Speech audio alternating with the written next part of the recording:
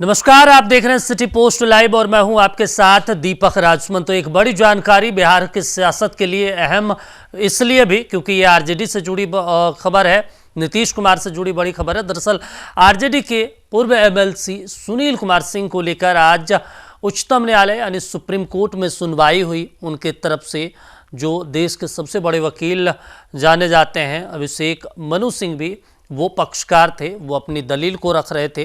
सुनील सिंह को आप जानते हैं आरजेडी के कद्दावर नेता हैं, लालू यादव परिवार के करीबी नेता हैं। तो समझ लेंगे, सबसे पहले समझने की कोशिश करेंगे कि आखिर सुनील सिंह की तरफ से क्या कुछ उच्चतम न्यायालय में तर्क दिए गए हैं। पत्रकार दीपक शर्मा हमारे साथ हैं, वो इस पूरे मामले को लेकर जानकारी देंगे और इसका पूरा ब्यौरा क्या कुछ रहा है उस पर भी हम चर्चा करेंगे। आज सुप्रीम कोर्ट में क्या कुछ हुआ है। सुनील सिंह को बड़ी कामयाबी मिली है। सुप्रीम कोर्ट ने आज स्टे लगा दिया। सुप्रीम कोर्ट ने कहा कि कल आप जारी नहीं कर सकते हैं रिजल्ट, जब तक हम सुनवाई कर रहे हैं रिजल्ट पर स्टे लगता है। एमएलसी चुनाव को लेकर ये बहुत बड़ी जीत है दीपक। सुनील सिंह इसी की मांग कर रहे थे। वे कह रहे थे कि रिजल्ट पर रोक लगाई जाए और सुप्रीम कोर्ट ने अंतरिम रोक लगा दी है रिजल्ट पर।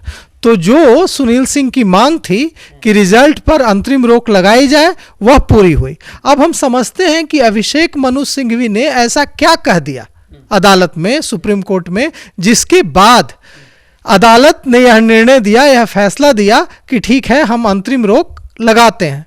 अभिषेक मनु सिंघवी ने यह सवाल उठाया कि लोकतंत्र में कुछ हद तक बोलने की स्वतंत्रता है, हास्य की भी स्वतंत्रता है, और अगर हम इस स्वतंत्रता को खत्म कर देंगे तो लोकतंत्र मर जाएगा। देश के सबसे बड़े वकीलों में एक अभिषेक मनु सिंघवी हैं। उन्होंने यह सवाल उठाया कि आखिर हमें यह समझना होगा कि सुनील सिंह ने ऐसा क्या कह दिया। सुनील सिंह ने कहा कि नीतीश कुमार पलटू राम है। यह हास्य था और लोकतंत्र में नेता एक दूसरे पर ऐसे हास्य का प्रयोग करते रहते हैं। बीजेपी के कई लीडर तो पहले जब वो विपक्ष में तो यही बात को दोहराते थे कि पलटू राम है नीतीश कुमार है, इसमें कौन सा गुनाह होगा। और नहीं देखिए, ये तो हम नहीं कहेंगे कि हम इसको जस्टिफाई करने की कोशिश नहीं कर रहा हूं। मैं ये नहीं कह रहा हूं कि सुनील सिंह ने जो शब्द का इस्तेमाल किया सदन में वो सही है।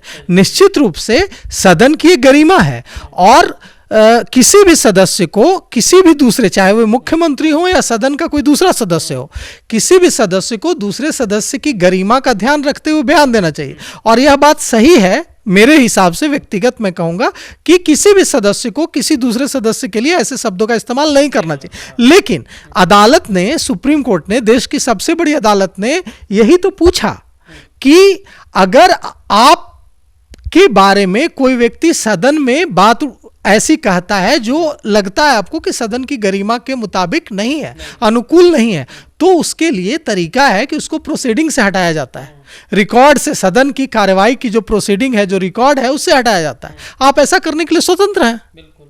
लेकिन एकदम जो सबसे खड़ा, सबसे कठोर निर्णय है कि किसी को सदस्यता से बर्खास्त कर दिया जाए, यह सबसे कठोर निर्णय है। उसी दिन मुझे याद है कि जो आरजेडी के एमएलसी हैं कारी सोहेब, उनको भी 2 दिनों के लिए किया गया था, निलंबन किया गया था सदन की कार्रवाई से, जबकि इनको बर्खास्त कर दिया। और सुनील सिंह लगातार एक आरोप लगाते रहते हैं कि नीतीश कुमार लगातार उनसे खपा रहते हैं। जब भी मौका मिलता है, कार्रवाई होती है, हम बयान भी एक बार अपने दर्शकों को सुनवा देते हैं कि वो क्या कुछ कह रहे थे कुछ दिनों पहले हमारे मैनेजिंग एडिटर श्रीकांत परतूर जी जब उनसे बातचीत कर रहे थे। तो हम आपको बताना चाहते हैं कि जितने भी हमारे सहकार जन है, जितने भी सहकारी बंधु है, सभी लोगों का कहना था कि भाई सरकार के विरुद्ध मत बोलिए, केंद्र सरकार के विरुद्ध मत बोलिए, राज्य सरकार के विरुद्ध मत बोलिए। अरे भाई, कोई व्यक्ति अगर अपना मूरी बालू में भी छुपा लेगा तो छुपेगा क्या? कौन नहीं जानता? सुनील से छिपने वाले हैं। नहीं, कोई आदमी जो भी राज्य का है, किसी से पूछिए कि किस तरह से हमसे बदला सधाया जा रहा है। हमने क्या बिगाड़ा है भाई? आपका एमएलसी भी हमने देखिए, हमने कुछ नहीं बिगाड़ा सरकार का। पता नहीं वो किस प्रतिशोध की भावना में धधक रहे हैं और हर एक बिंदु पर चुनाव रोकने के लिए, हमारा नाम हटाने के लिए, मतलब उन लोग का एक सूत्री कार्यक्रम है कि कोई लड़े सुनील कुमार सिंह, और सुनील कुमार सिंह से मिले हुए कोई भी व्यक्ति चुनाव नहीं लड़े। और यही शुरू दिन से यही काम में लगे हुए हैं। पुछता खोलते रहते हैं ना आप हमें। नहीं नहीं, देखिए ऐसा है, जो हम है असलियत बताते हैं, धरातल की बात करते हैं, किसानों की बात करते हैं, गरीब लोगों की बात करते हैं, हम असलियत बताते हैं। अगर असलियत किसी को नागवार गुजरता है तो इसमें हम कुछ उसके मेरे पास तो जनता की बात करेंगे तो सरकार के खिलाफ जाएगा। तो आप भी श्रीकांत जी अच्छी तरह से जानते हैं कि सहकारिता में चाहे राज्य सरकार और केंद्र सरकार, हम फिर आपके माइक पर बोल रहे हैं, दोनों के प्रयास के बाद भी अगर छल कपट मेरे साथ नहीं करे तो बैलेट से हमको नहीं हरा सकता है, मेरे किसी पैनल के किसी भी डायरेक्टर को नहीं हरा सकता है। इसके लिए उनको छल कपट का इस्तेमाल करना होगा। शंका है छल कपट जैसे लगातार कर रहा है यार, कहीं सुने हैं क्या कि 1 साल से किसी संस्था का चुनाव हो रहा हो, एक बार हो गया रद्द हो गया, दोबारा फिर नोटिफिकेशन हुआ उसको फिर लोगों ने रद्द कर दिया, तिबारा नोटिफिकेशन हुआ फिर उसको चुनाव के बहाने में फिर उसको रद्द कर दिया, बंगला खाली कराने के पे जैन है। अरे भाई वो कोई तुच्छ चीज है, इसको समझिए कि क्या है। देखिए आप ऐसे समझिए कि कोई भी सरकारी बंगला जो होटल में आप रुकते हैं उसी के समान समझिए, इसको धर्मशाला के समान समझिए कि जब तक है तो है, ये कोई मेरा पुश्तैनी प्रॉपर्टी नहीं है। पुलिस का आ जाना सैकड़ों की संख्या में कैसा लगता है? बुरा तो लगता होगा। देखिए सरकार ऐसा है, आप जानते होंगे बीपीएल इंडिया, बिना पेंदी लोटा, उपेंद्र कुशवाहा फिर जो उनके गोद में खेलने लगे, जब उनके बूढ़ी माँ को और उनके चारपाई को बाहर रोड पर यही सरकार फेंका तो हम तो बहुत छोटे चीज़ है। वही सरकार जो आज जिनके सहारे, जिनके बैसाखी पर अपने सरकार को चला रहे हैं, आदरणीय चिराग पासवान जी, उनके क्वार्टर को किस तरह से रोड पर बिखेर दिया गया, तस्वीर को रामविलास पासवान जी के फोटो को फेंक दिया गया, तो उनके सामने तो हम बहुत अदना सा व्यक्ति हैं, हम समझिए कि उसके सामने में पिलुआ पताई हैं। नहीं, आपके तेवर इतने तल्ख होते हैं कि सरकार को मिर्ची लगती रहती है। ऐसा है कि हम जो बात आपको बोल रहे हैं ये बिल्कुल 100% है कि ये जो सरकार है ये किसी का नहीं है, ये प्रतिशोध के भावना में धधकती रहती है। और अब तो आप जानते भी हैं माननीय नीतीश कुमार जी का तो मानसिक स्थिति भी वैसा नहीं रहा जैसा पहले था, और हम नहीं ये बात गड़बड़ है। देखिए हम ये बात नहीं बोलते हैं, जो उनके साथ अगल बगल बैठे हुए जो माननीय उप मुख्यमंत्री जी हैं वो आज से कुछ महीने पूर्व तक बोलते थे कि भाई उनकी मानसिक स्थिति ठीक नहीं है। हम ये बात नहीं बोल रहे हैं, हम आज भी विश्वास नहीं करते हैं इस बात पर। इसलिए नहीं करते हैं कि जब हमारे लीडर आदरणीय तेजस्वी यादव जी ही उनको गार्जियन मानते हैं, अभिभावक मानते हैं, चाचा मानते हैं, तो मेरा भी यह दायित्व बनता है कि जब वही हमारे उनको चाचा मानते हैं, उनके अभिभावक मानते हैं, तो भाई हम भी उनको उसी तरह से चाचा का पोछटा खोलते रहते हैं हमेशा, उसी तरह से उनका हम सम्मान करते हैं। वो बात अलग है उनका, जो भाई हर एक आदमी का एक भतीजा खेलता है, हर एक व्यक्ति के साथ उम्र का एक दहलीज आता है, उसमें सभी लोगों को उसी तरह से करना पड़ता है। तरह तरह का नाना प्रकार की उनको बीमारियों का सामना करना पड़ता है। और आप भी जानते हैं कि केवल वो नाम के चीफ मिनिस्टर हैं, शासन कोई और चला रहा है, इस आपसे छुपा हुआ नहीं है। उनके अगल बगल में बैठे हुए लोग सरकार चला रहे हैं। जिस व्यक्ति की स्थिति ऐसा है, जो इतने समझिए कि कमज़ोर हो चुके हैं, और फिर भी अगर सरकार चल रहा है बिहार में, तो भगवान तो कहीं ना कहीं है। लोग बोलता है कि भगवान है कि नहीं, हम दिखते नहीं हैं। तो भाई अगर भगवान नहीं होते तो बिहार कैसे चलता, सभी लोग जानते हैं। अब ज़्यादा देखिए मत खुलवाइए आप, फिर बोलते बोलते बोलते बोलते फिर हमारा इतना मुश्किल से हम शीत युद्ध में हम हैं, और फिर आप युद्ध करा दीजिएगा। तो सुना आपने, ये सुनील सिंह है, ये लगातार कह रहे हैं कि नीतीश कुमार जब भी मौका मिलता है कार्रवाई करने की कोशिश करते हैं, और उसी कड़ी में कह सकते हैं कि एक बदला लेने की कोशिश रहती है। देखिए यही सवाल जो आपने सवाल उठाया दीपक जी, यही सवाल अभिषेक मनु सिंघवी ने देश की सबसे बड़ी अदालत में उठाया। जो आपने सवाल उठाया, उन्होंने कहा कि उनके ही कलीग अब सुनील सिंह की ही पार्टी के उन्होंने यह बिल्कुल वही उन्हीं शब्दों का इस्तेमाल किया। तो एक व्यक्ति एक जुर्म करता है और दूसरा व्यक्ति वही जुर्म करता है, और आप दोनों व्यक्ति के लिए अलग अलग सजा देते हैं। एक व्यक्ति को 2 दिन के लिए निलंबित और एक को बर्खास्त।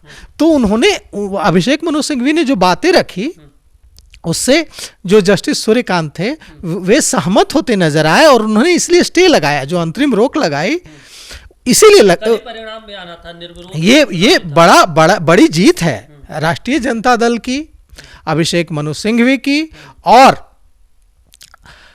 सुनील सिंह की।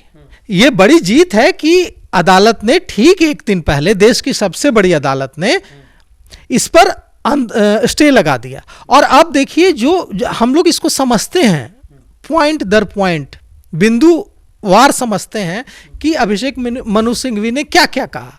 अभिषेक मनु सिंघवी ने कहा, पहला कि लोकतंत्र में हास्य की छूट होनी चाहिए। अगर आप इतनी कठोरता से बर्खास्तगी का निर्णय करने लगेंगे छोटी छोटी टिप्पणियों पर, तब तो लोकतंत्र में कोई बोलेगा ही नहीं, कोई आवाज ही नहीं उठाएगा।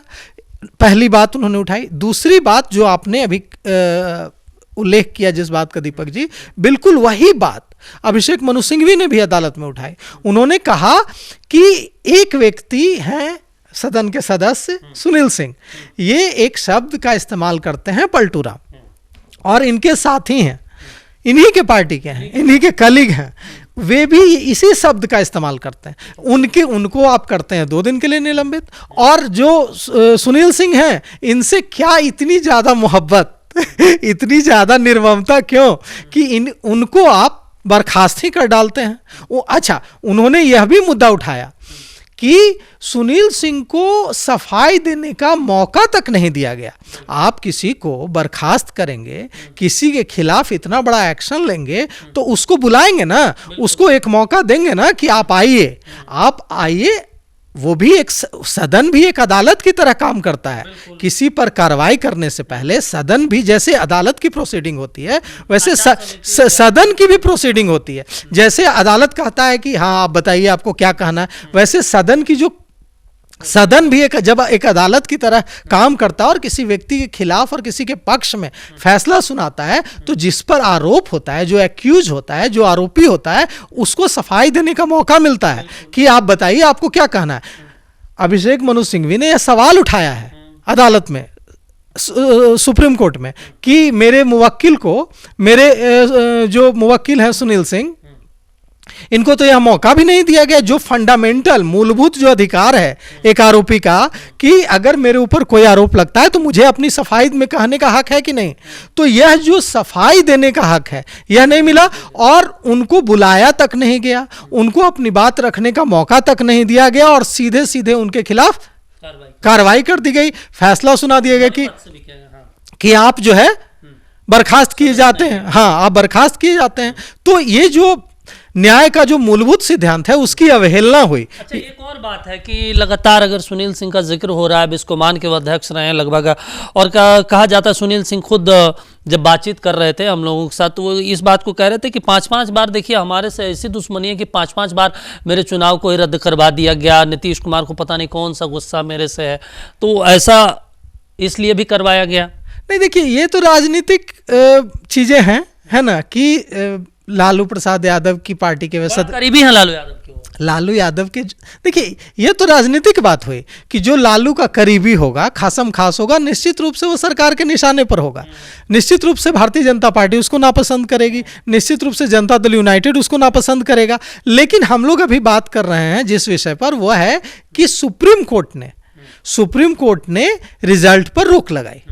अब जब सुप्रीम कोर्ट रिजल्ट आना था, अब कल ही सुनवाई होगी, अब कल रिजल्ट आना था, अब जो है कल सुनवाई होगी। और आप समझिए दीपक जी कि अगर कल सुप्रीम कोर्ट कह देता है कि नहीं, हम जो है संतुष्ट नहीं हैं आपके निर्णय से, और नहीं लगता है हमें कि फिर से चुनाव कराने का जो आपका निर्णय था वो सही था, उसके बाद सरकार कितना बैकफुट पर आ जाएगी। यह तो बहुत सरकार कितना बैकफुट पर आ जाएगी। भारतीय जनता पार्टी और जदयू की जो सरकार है बिहार में, वो पूरी तरह से बैकफुट पर आ जाएगी ना। देश की सबसे बड़ी अदालत ये कह रही है, अगर कह दे, हमें नहीं पता कि अदालत कल क्या कहेगी। अदालत यह भी कह सकती है कि जैसा कह चुकी है कई मामलों में, इस तरह के राजनीतिक मामलों में, कि अब बहुत देर हो चुकी है लेकिन हम ये फैसला देते हैं। अदालत ऐसा भी कर चुकी है कई बार, सुप्रीम कोर्ट ऐसा कह चुका है कि हम मानते हैं कि गलत हुआ लेकिन अब बहुत देर हो चुकी है। लेकिन अब हो सकता है कि इस बार कह भी दे कि, और अगर नहीं भी कहे, अगर सुप्रीम कोर्ट यह नहीं भी कहता है कि ठीक है हम सुनील सिंह की सदस्यता बहाल करते हैं, और अगर सिर्फ इतना ही कह देता है कि हाँ गलती हुई है, तो यह तो सरकार को बैकफुट पर भेजने वाला होगा। ये भी तो आज तर्क दिया गया अभिषेक मनु सिंघवी की तरफ से कि अगर मान लीजिए कल तक जो परिणाम है निर्विरोध है, क्योंकि आरजेडी की तरफ से कोई उम्मीदवार दिया नहीं गया था, और ऐसी स्थिति में अगर कल तक सुनवाई नहीं होती है और मामला अटक जाता है, फिर एक ही सीट से 2 सदस्य हो जाएंगे, जैसा कि एक सुनील सिंह को लेकर माना जा रहा है और दूसरा जो निर्विरोध जीत के आएंगे, तो फिर तो एक संवैधानिक संकट खड़ा हो जाएगा। बिल्कुल आप सही कह रहे हैं दीपक जी, इसीलिए तो इन्हीं बातों से प्रभावित होकर, इन्हीं बातों से इंप्रेस होकर सर्वोच्च न्यायालय ने यह फैसला दिया ना कि हम रोक लगाते हैं, स्टे लगाते हैं। ये तो बड़ा फैसला है ना कि कल रिजल्ट आना है और अदालत कहती है, देश की सबसे बड़ी अदालत कहती है कि आप रिजल्ट रोक दीजिए। तो ये जो अब भले ही देखिए, अब सुनील सिंह भले ही एमएलसी रहें या न रहें, एक सांकेतिक जीत तो उन्होंने दर्ज की एक अदालत में, देश की सबसे बड़ी अदालत में उन्होंने एक सांकेतिक जीत तो उनको मिल गई कि अदालत ने प्राइमा फेसी या माना कि इस पर कम से कम स्टे तो लगना चाहिए और इनको सुनवाई का मौका मिलना चाहिए। और जब अभिषेक मनु सिंघवी इस पर बहस कर रहे थे, उस दौरान जब सरकार की ओर से जो पक्ष रखा जा रहा था, उसमें भी जस्टिस ने कहा, सूर्यकांत ने पूछा कि अगर लोकतंत्र में आप बोलने का अधिकार, हास्य का अधिकार छीन लेते हैं, अगर आप बोलने नहीं देते हैं तो लोकतंत्र कैसे चलेगा? उन्होंने यह सवाल उठाया। बिल्कुल, चलिए, तो बिल्कुल कल जब सुनवाई होगी 16 जनवरी को और इन तमाम मुद्दों को लेकर सुनवाई होगी, बातचीत की जाएगी, राज्य विधान परिषद को भी बुलाया गया है और इसके अलावा आचार समिति के सदस्यों को भी बुलाया गया है। उनसे भी पूछा जाएगा कि आखिर कौन सा कारण रहा है, किस आधार पे इन्हें बर्खास्तगी की गई। इन तमाम चीज़ों को लेकर जब कल सुप्रीम कोर्ट में इन तमाम चीज़ों को लेकर पक्ष और विपक्ष का बहस होगा, बातचीत की जाएगी, तो उन तमाम चीज़ों को भी हम सिटी पोस्ट लाइव के जरिए हम आप तक जरूर पहुँचाएंगे। खबर कैसे लगी कमेंट करके और लाइक करके ज़रूर बताएँ। देखते रहिए सिटी पोस्ट लाइव। नमस्कार।